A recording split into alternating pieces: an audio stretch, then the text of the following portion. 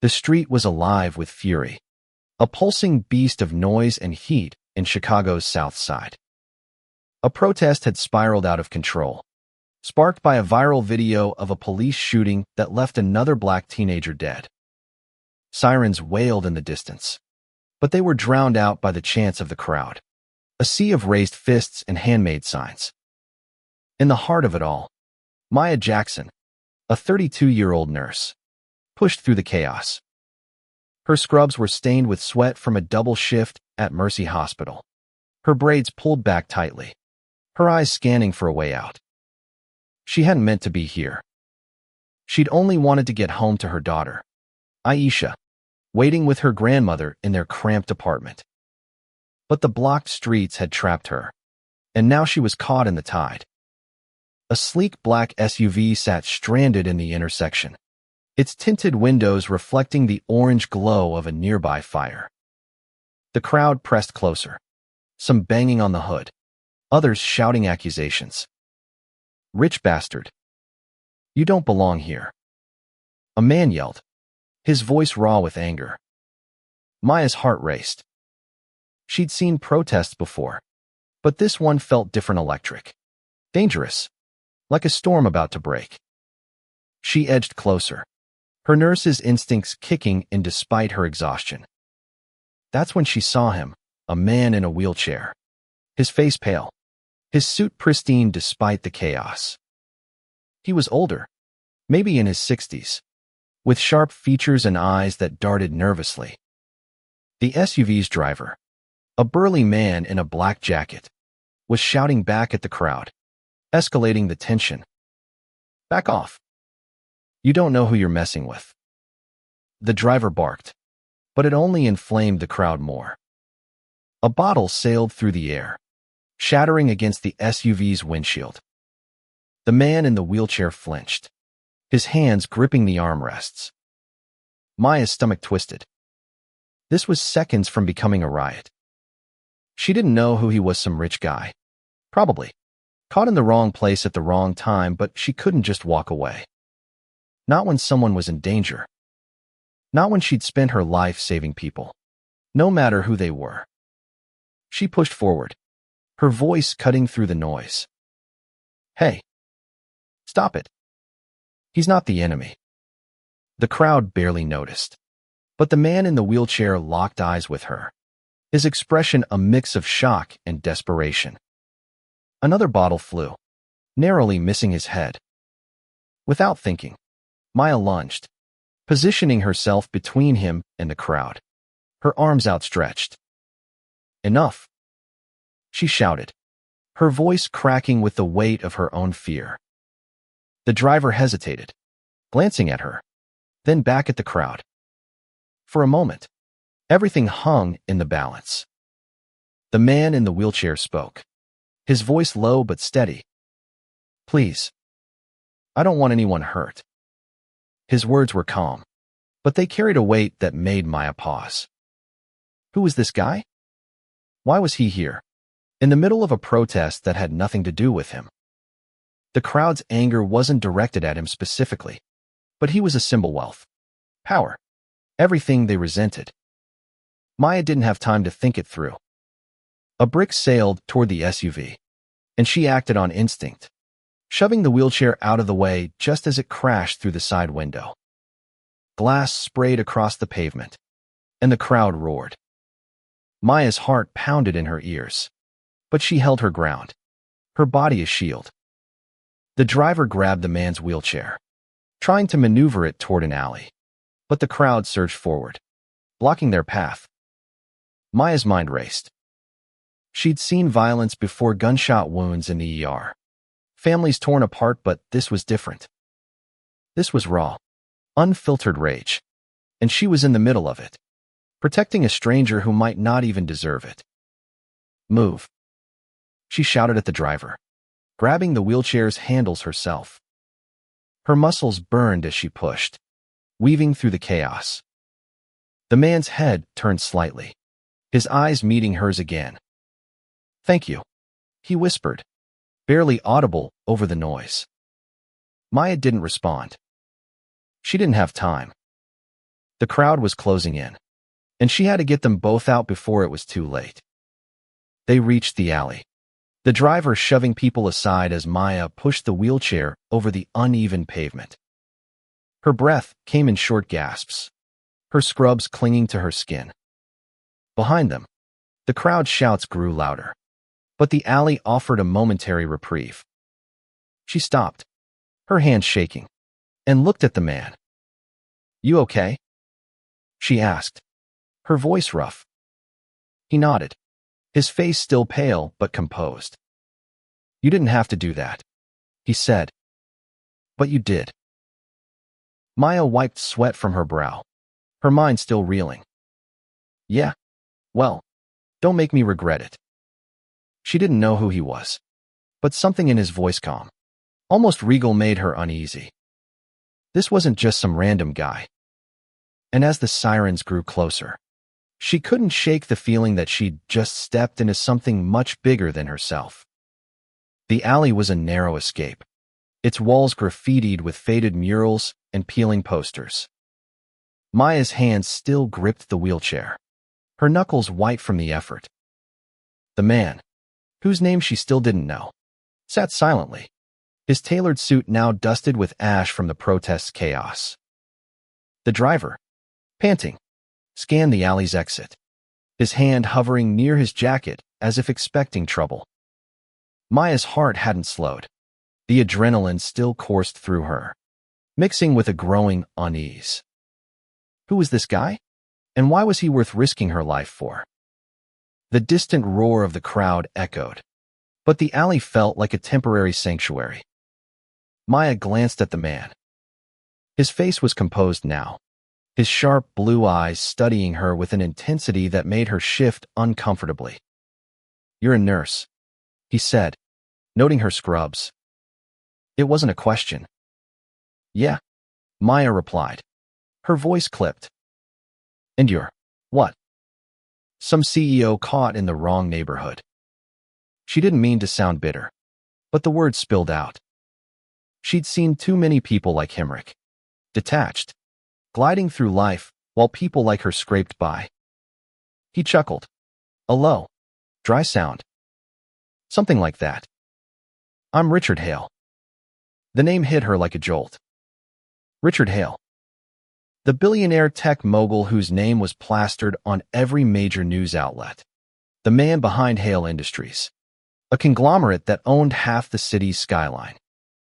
She'd seen his face on magazine covers, always with that same composed expression, like he was untouchable. And now here he was, in a wheelchair, vulnerable, relying on her. "Why the hell are you here?" she asked, unable to keep the edge out of her voice. "This isn't your world." Hale's eyes darkened. "I was meeting someone, a community leader, trying to understand." He gestured vaguely toward the street, where the protest's noise still lingered. "Didn't expect this." Maya snorted. "Yeah, well, welcome to reality." She wanted to say more, to unleash the frustration of years spent navigating a system that seemed rigged against people like her. But the driver interrupted. "We need to move," he said, his voice urgent. "They're coming." Maya heard it too, the crowd's shouts growing closer, footsteps pounding. Her stomach knotted. She'd saved Hale once, but could she do it again? She pushed the wheelchair toward the alley's exit, her mind racing. Hale's presence here didn't add up. A billionaire didn't just meet someone in the middle of a protest zone. Was he lying? Or was there more to this? The driver led the way, clearing a path as they emerged onto a quieter street. But the tension followed them. A group of protesters had spotted the SUV earlier, and now they were trailing, their voices sharp with accusations. "Hale, you can't hide," one shouted. Maya's grip tightened. "They know you," she said, her voice low. "Why do they know you?" Hale didn't answer immediately. His silence was heavy, and for the first time, Maya saw a flicker of guilt in his eyes. My company, he said finally. We own properties here. Some evictions happened. People aren't happy. Evictions. Maya's voice rose. You mean you kicked people out of their homes? She stopped pushing, forcing the wheelchair to a halt. The driver turned, alarmed, but she ignored him. You're part of this mess. It's not that simple, Hale said, his tone measured but strained. Business decisions. They have consequences I don't always see. Maya's jaw clenched. She wanted to walk away, to leave him to deal with his own mess. But the crowd was closing in, and her instincts wouldn't let her abandon him. Not yet. You better start explaining, she said, resuming her push. Because I didn't sign up to save someone who's making things worse. They reached a side street where a second car and nondescript sedan was waiting. The driver hustled Hale toward it, but Maya hesitated. She could hear Aisha's voice in her head, her daughter's innocent questions about fairness, about why some people had so much while others had nothing. Saving Hale felt like betraying that. But as she looked at him, frail in his wheelchair, she saw something else, not just a billionaire, but a man who, for the first time, seemed aware of the weight of his choices. Get in, she told him, her voice hard. But this isn't over. As the sedan's door closed, a protester broke through, grabbing Maya's arm. Why are you helping him? The young man demanded, his eyes burning with betrayal. He's the problem. Maya yanked her arm free, her own anger flaring. I'm helping because someone has to. You want justice? Start with not hurting people. The words felt hollow even as she said them, but they bought her enough time to slip into the car with Hale. The driver sped off, leaving the crowd behind. Inside the car, the silence was suffocating. Hale stared out the window, his hands folded in his lap. Maya's mind churned.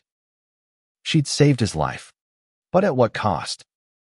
And why did it feel like she was now tangled in something far bigger than a single act of heroism? The sedan cut through Chicago's darkened streets, the city's skyline a jagged silhouette against the night. Maya sat in the back, her arms crossed, the weight of what she'd done pressing against her chest. Richard Hale sat beside her, his wheelchair stowed in the trunk, his silence louder than the engine's hum. The driver, whose name she'd learned was Marcus, kept his eyes on the road, but tension radiated from him. Maya's mind replayed the protester's words, he's the problem. She couldn't shake the feeling that she'd just crossed a line, protecting a man whose wealth and decisions fueled the very anger she'd faced. Where are we going? She asked, breaking the silence.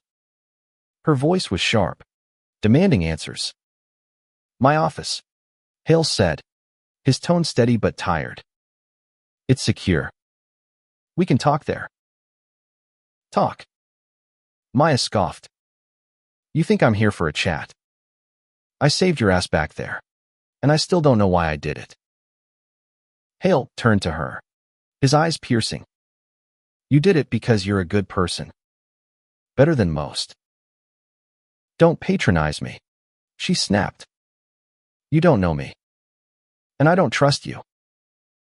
He nodded, as if expecting her reaction. Fair. But you deserve to know why I was there. And why they hate me. The car pulled into an underground garage beneath a glass tower that screamed money. Hale Industries' logo loomed above the entrance, a stark reminder of who this man was. Marcus helped Hale into his wheelchair, and they rode a private elevator to the top floor. The office was a fortress of luxury polished wood, floor-to-ceiling windows, a view that made Chicago look like a toy city. Maya felt out of place in her scrubs, her sneakers squeaking on the marble floor. Hale gestured to a leather chair. Sit. Please. Maya stayed standing, her arms still crossed. He sighed. wheeling himself behind a massive desk. "I'm not the villain they think I am," he began. "But I'm not innocent either." He explained.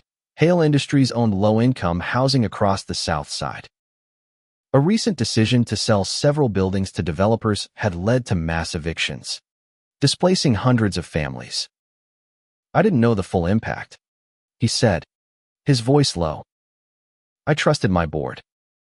They told me it was a financial necessity. I didn't ask enough questions." Maya's blood boiled. "You didn't know? You're a billionaire. You don't get to play ignorant." "I'm not," Hale said, his voice firm. "I'm telling you I failed. I came to the South Side tonight to meet with a community organizer, someone who could help me fix this. But the protest, it wasn't planned." Maya didn't buy it. "Not completely. You expect me to believe you care. People like you don't just wake up and decide to fix things." Hale's jaw tightened. "You think I don't know loss? I wasn't born rich. Ms. Jackson. I grew up in a place not so different from where you were tonight. I clawed my way up. And this," he gestured to his wheelchair, "this happened because I pushed too hard. Ignored my health. Thought I was invincible. I'm not. And neither are the people I hurt." His words hit her harder than she expected. She saw a flicker of truth in his eyes, but it didn't erase her anger. "So what? You want a medal for feeling guilty?" "No," he said. "I want to make it right. And I need your help." Maya laughed, a bitter sound. "My help? I'm a nurse, not a miracle worker. I've got my own problems, Bills. A kid. A life. Why should I care about your redemption arc?" "Because you're already involved," Hale said. "You saved me. That crowd saw you. They'll remember you. And some of them won't like what you did." Her stomach dropped. He was right. The protester who grabbed her arm. The betrayal in his eyes, it wasn't just about Hale. She'd chosen a side, even if she hadn't meant to. "What are you saying?" she asked, her voice quieter now. "I'm saying this isn't over," Hale said. "The people I displaced theory angry, and they're right to be. But there's more at play. My board. Some of them pushed the evictions for reasons I don't fully understand yet. I need someone I can trust. Someone who knows what's at stake." Maya shook her head. "You don't know me. And I don't trust you either." "Then let me earn it," Hale said. "Help me uncover what's really going on. In return, I'll make sure you and your daughter are safe. And I'll fund whatever you need, your home, your kids' education, anything." The offer hung in the air, tempting and dangerous. Maya thought of Aisha, her bright eyes and endless questions. She thought of the hospital, the endless shifts, the bills piling up. But she also thought of the crowd, the signs, the pain she'd seen. Could she trust Hale? Or was this just another rich man's game? Before she could answer, Marcus burst into the room, his face grim. "Sir, we've got a problem. The protestants outside the building. And they're calling for you. Both of you." The elevator ride down felt like a descent into a war zone. Maya's pulse hammered as she stood beside Hale, his wheelchair humming softly. Marcus checked his phone, his face tight with worry. "They've got signs with your names," he said, glancing at Maya. "This is personal now." Maya's stomach churned. She'd saved Hale, but in doing so, she'd painted a target on her own back. The doors opened to the lobby, where security guards stood ready, their faces grim. Through the glass doors, she saw the crowd hundreds strong, their chants vibrating through the walls. Hale must pay. No justice. No peace. Maya's breath caught. She recognized faces from the protest earlier. But now they were organized, their anger focused. A sign caught her eye, Maya Jackson. Traitor. Her heart sank. How did they know her name? She turned to Hale, her voice low. You said I'd be safe. This doesn't look safe. Hale's jaw was set, his eyes fixed on the crowd. I didn't expect this. Not this fast. He looked at her, his expression unreadable. Stay close. We'll face them together. Face them? Maya hissed. You think I'm walking out there? They think I'm on your side. You are on my side, Hale said, his voice calm but firm. You saved my life. That means something. It means I didn't want you dead, she snapped. Not that I'm your ally. Before Hale could respond, a rock shattered the glass door, sending shards skittering across the marble floor. The guards drew their weapons, but Hale raised a hand. No guns. That's an order. His voice was steady, but Maya saw the tension in his shoulders. He wheeled toward the entrance, gesturing for her to follow. Against every instinct, she did. Outside, the crowd's roar hit like a tidal wave. Maya stood behind Hale, her hands clenched, as he raised a hand for silence. Miraculously, the chants quieted, though the anger remained palpable. I hear you, Hale began, his voice carrying over the crowd. I know what my company did. I know about the evictions. And I'm here to say I was wrong. A murmur rippled through the crowd, a mix of disbelief and scorn. Maya scanned their faces, seeing pain, betrayal, and raw fury. A woman stepped forward, her voice sharp. You think words fix this? You took our homes. Hale. And her, she pointed at Maya, she's helping you. Maya's throat tightened. I'm not helping him, she shouted, stepping forward. I'm a nurse. I save people. That's all I did tonight. You want to hate me for that? Fine. But I'm not the enemy. The woman's eyes narrowed, but before she could respond, a man in the crowd shouted, She's a sellout. Protecting the rich while we suffer. The crowd surged, and Maya instinctively moved in front of Hale, her body a shield once again. A bottle flew, grazing her shoulder. Pain flared, but she held her ground. Enough. Hale's voice boomed, amplified by a megaphone Marcus had handed him. You want someone to blame. Blame me. Not her. She risked her life for me, and I don't deserve it. But I'm going to make this right. Starting now. The crowd hesitated, their anger wavering. Maya's heart pounded. She didn't trust Hale's promises, but his words carried weight. For the first time, she saw a man trying to own his mistakes, even if it was too late. The woman who'd spoken earlier stepped closer, her eyes locked on Hale. Prove it, she said, or we'll burn this city down. Hale nodded. Give me time. I'll show you. As the crowd dispersed, some reluctantly, others still shouting, Maya's shoulder throbbed. She looked at Hale, her voice low. You better mean that. Because if you don't, I'm done. He met her gaze, his eyes steady. I mean it. But I need you to help me. Not just tonight. This fight, it's bigger than both of us. Maya didn't respond. She was tired, hurt, and scared. But as she walked back inside, the weight of the crowd's anger lingered. She'd saved Hale, but now she was part of his world, whether she liked it or not. And deep down, she knew this was only the beginning. Maya's apartment was a stark contrast to Hale's gleaming tower. The walls were thin, the carpet worn, and the hum of the refrigerator filled the small living room. Aisha slept in the next room, her soft snores a reminder of why Maya kept going. It was past midnight, and Maya sat on the couch, her shoulder bandaged from the bottle that had grazed her. The news played on mute, showing footage of the protest. Her face blurred but unmistakable. The headline read, "Billionaire saved by nurse in protest chaos." She turned it off, her stomach twisting. Fame wasn't what she'd signed up for.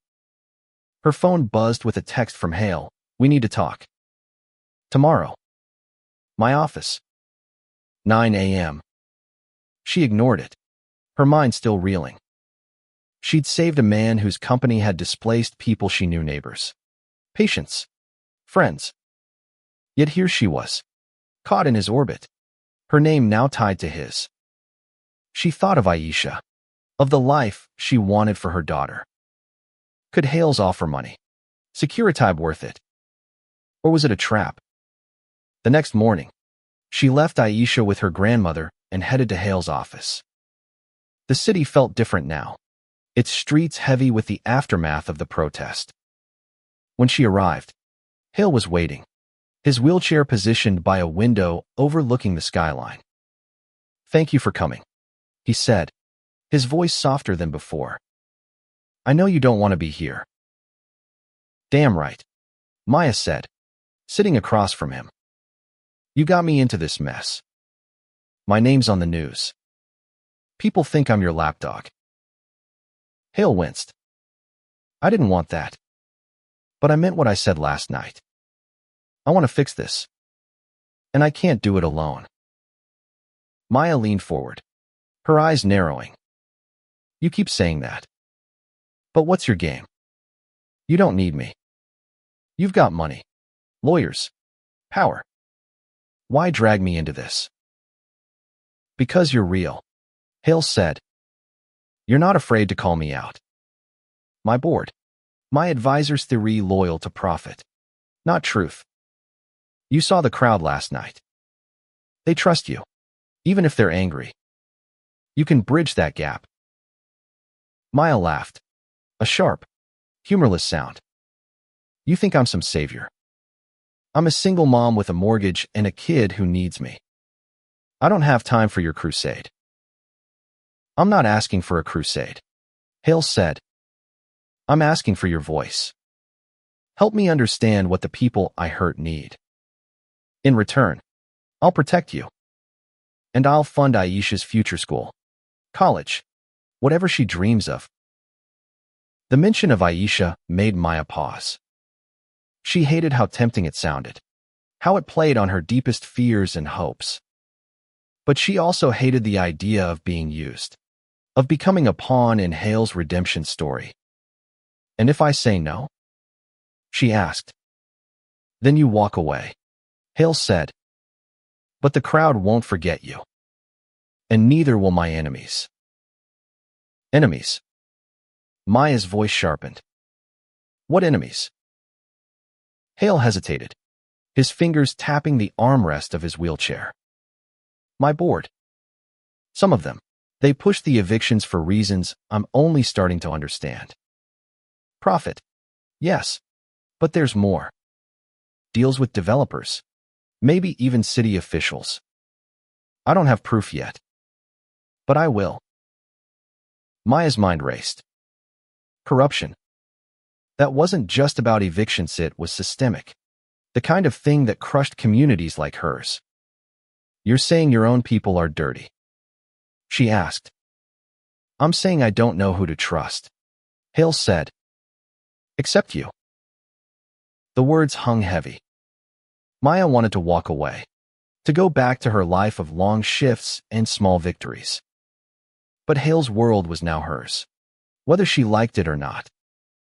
And if there was a chance to expose something bigger, to make a difference for people like her neighbors, could she really say no? "Fine," she said finally. "I'll help. But not for you. For them. And if you're lying, I'll burn you down myself." Hale nodded, a faint smile on his lips. "Deal." As Maya left the office, her phone buzzed again. An unknown number. The message was simple: "You picked the wrong side. Nurse." Her blood ran cold. Someone was watching. And they weren't done. The threat lingered in Maya's mind like a shadow. She checked her phone obsessively, expecting another message. But none came. At home, she double-locked the door and peeked through the curtains, half expecting to see someone lurking. Aisha's laughter from the kitchen, where she was drawing with crayons, grounded her, but the fear was real. She'd stepped into Hale's world, and now it was closing in. At the hospital, her shifts felt heavier. Colleagues whispered about the news, some offering support, others casting sidelong glances. A patient, a woman whose family had been evicted from a Hale property, refused Maya's care. "I don't trust you," she said, her voice cold. Maya's heart sank, but she didn't argue. She understood the betrayal, even if it wasn't fair. Hale kept his word, sending a car to take her to his office daily. There, she met with his team lawyers, analysts, and a community organizer named Lena, who'd been the one Hale was supposed to meet the night of the protest. Lena was skeptical of Maya at first, her eyes sharp with distrust. "You're the one who saved him," she said. "Why?" "Because it was right," Maya replied, holding her gaze. "Doesn't mean I'm his cheerleader." Lena softened, and they began digging into Hale Industries records. What they found was a web of deals properties sold to developers with ties to City Hall. Evictions rushed through with little oversight. Maya wasn't an expert, but she knew enough to see the pattern: profit over people, greased by corruption. Hale, true to his word, gave her access to everything, but his board was another story. They resisted, citing confidentiality, their smiles cold and calculated. One evening, as Maya pored over documents, Hale wheeled in, his face grim. "We've got a problem," he said. "One of my board members, Victor Crane, is pushing back hard. He knows we're looking into him." "Crane?" Maya asked. The name was familiar, one of the developers tied to the evictions. "He's dangerous," Hale said. "And he's not alone. I think he's working with someone in the city. If we push too hard, they'll push back." Maya's phone buzzed. Another unknown number. "Stop digging, or Aisha pays." Her blood froze. She showed Hale the message, her hands trembling. "This is your fault," she said, her voice low. "You dragged me into this." Hale's face hardened. "I'll protect you. Both of you." "How?" Maya snapped. "You can't even protect yourself." He leaned forward, his voice urgent. "We go public. Expose Crane and his deals. The truth is our only weapon." Maya hesitated. Going public meant more attention, more danger. But staying silent meant letting Crane win and whoever was threatening Aisha. She thought of her daughter's drawings, her dreams of becoming a doctor. She couldn't let fear stop her now. "Okay," she said. "But we do this my way. No suits, no press conferences. We take it to the people online, on the streets. They deserve the truth first." Hale nodded, a spark of respect in his eyes. "Done." That night, Maya and Lena worked with a hacker friend to leak documents to X, tagging activists and local journalists. The posts went viral, exposing Crane's deals and naming names. By morning, the city was buzzing, and protests erupted outside Hale Industries and City Hall. But as Maya watched the news, her phone buzzed again. "You'll regret this." She didn't sleep that night. The fight was on, and there was no turning back. The city was a powder keg. Protests swelled, fueled by the leaked documents. X was alight with hashtags, Hail Truth, Justice for Evicted. Maya's name was everywhere, some calling her a hero, others a traitor. She kept Aisha home from school, her grandmother staying close. The threats hadn't stopped, each one sharper, more personal. We know where you live. Maya's fear was a constant weight, but she channeled it into action. She and Lena organized community meetings, sharing the truth about Crane and his allies. People listened, their anger turning from Hale to the real culprits. Hale was different now, less polished, more human. He met with evicted families, listening to their stories, promising reparations. Maya watched him, still wary but starting to believe he meant it. Yet Crane was a ghost, dodging scrutiny, his influence deep in the city's power structure. Maya knew they needed more proof that would end him. One night, Lena got a tip, a whistleblower from Hale Industries, someone close to Crane. They met in a dimly lit diner. The whistleblower, a nervous young woman named Sarah, handing over a USB drive. Crane's been skimming profits, she whispered. He's got offshore accounts, tied to the developers. It's all here. Maya's heart raced as she took the drive. This was evidence to bring Crane down. But as they left the diner, headlights flashed. A black van screeched to a stop, and two men jumped out, their faces masked. Maya's instincts kicked in. She grabbed Lena and Sarah, pulling them into an alley. Footsteps pounded behind them, and Maya's fear for Aisha surged. She couldn't let these men win. They ducked behind a dumpster, holding their breath. The men passed, cursing, then retreated. Maya's hands shook as she clutched the USB drive. We need to get this to Hale, she said. Lena nodded, but Sarah was trembling. They'll kill me, she whispered. No one's dying, Maya said, her voice firm despite her own fear. We're ending this. They reached Hale's office at dawn, the USB drive burning a hole in Maya's pocket. Hale's face lit up when he saw the file's bank records, emails, proof of Crane's corruption. This is enough, he said. We take it to the FBI. But Crane wasn't done. That afternoon, a news report broke. Nurse Maya Jackson accused of fraud in Hale Industries scandal. The story claimed she'd forged documents to frame Crane, painting her as a greedy opportunist. Maya's blood ran cold. They were coming for her, not just with threats, but with lies to destroy her. Hale was furious. This is Crane's doing, he said. He's trying to discredit you before we go public. Maya's voice trembled with rage. He's not just discrediting me. He's coming for my life, my daughter's life. You promised to protect us. And I will, Hale said. We release everything. Now. That night, they uploaded the USB drive's contents to X, tagging every major news outlet. The response was explosive. Headlines shifted. Crane's name replaced Maya's, and the city's anger turned on him. But as Maya watched the chaos unfold, she knew it wasn't over. Crane was cornered, and cornered men were dangerous. The fallout was swift and brutal.